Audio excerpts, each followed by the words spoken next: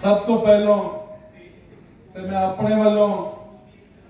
और स्पेन च वसन वाले तमाम पाकिस्तानियों वालों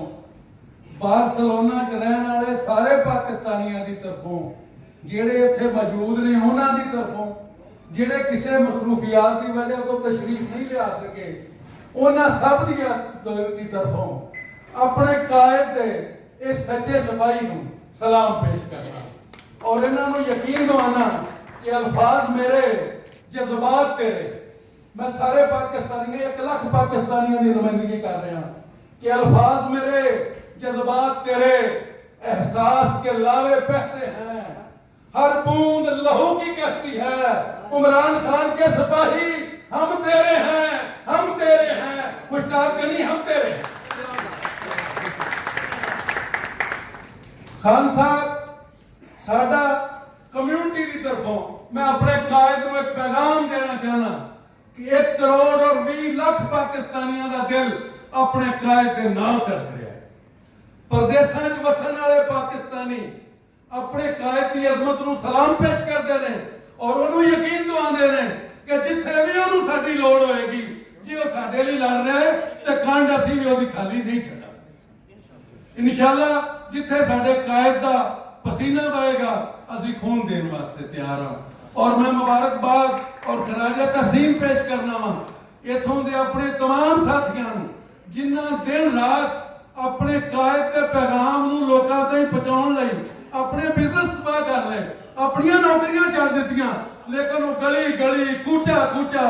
पूरे स्पेन दे विच कोई घर कोई बाजार कोई पिंड कोई ग्रां कोई कस्बा ऐसा नहीं जिथे पीटीआई की तंजीम मौजूद नहीं जिथे पीटीआई के लोग मौजूद नहीं और जिथे साडे कायद का पैगाम नहीं पहुंचा।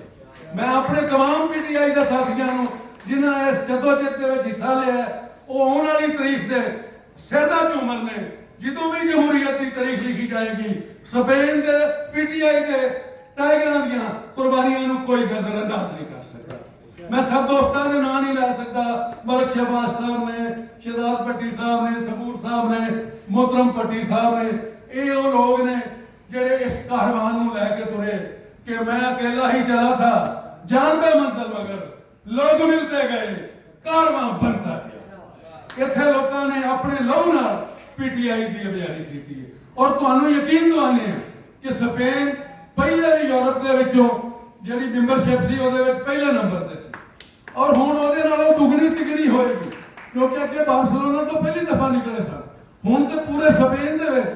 हर जगह ते पीटीआई का नेटवर्क बन चुका है। खान साहब नूं ना वोटां की कमी आउण देंगे ना नोटां की कमी आउण देंगे ना डंडे खाण तो पिछा हटांगे। मैं पंजाब के और पाकिस्तान के लोगों को तुहानूं यकीन दिवाना कि साडे कायद नूं कह दिओ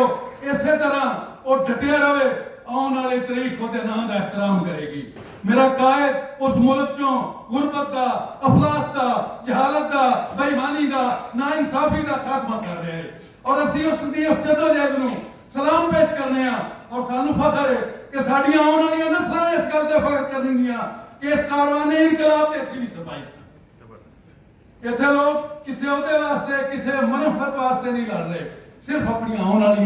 नस्लों लिए लड़ रहे हैं कि वो भुख वो गुरबत वो फलास्ता उन्होंने सामना ना करना पाए जो साड़ी नस्ल नूं करना पिया कि असीं प्रदेशों जाके रुल गए हैं क्योंकि उत्थे निजाम ठीक नहीं सी साडे हिस्से का रिजक वो लोग उत्थों दे जालम जाबर तबका खा जाते हैं और उन्होंने कोलों खो के साडे तबके नूं दवाउण वास्ते इमरान खान लड़ रहा है और असीं भी उहदे नाल हां कि कुछ तो हम भी अता करें विरसा कुछ तो हम भी अता करें विरसा आने वाली उदास नस्लों को।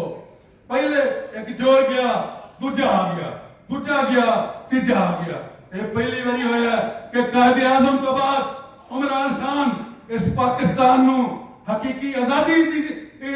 दिलवाने लिए आया है। पहले तो हबीब जालत का लोहा कि कहां कातिल बदलते हैं फकत चेहरे बदलते हैं अजब अपना सफर है कि फासले भी साथ चलते हैं वो जिसकी रोशनी कच्चे घरों तक भी पहुंचती है ना वो सूरज निकलता है ना अपने दिन बदलते हैं और कहां तक दोस्तों की बेदिली का हम करें मातम चलो इस बार भी हम ही सरे मक्तल निकलते हैं और जिदों के उथे जमहूरियत का हकीकी सवेरा नहीं होंदा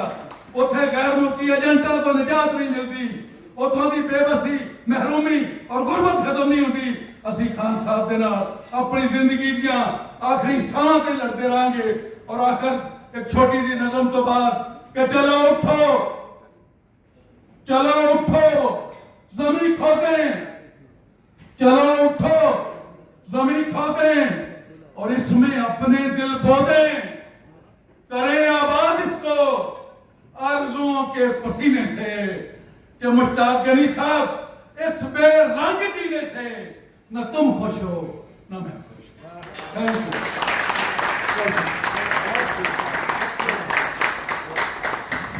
यू।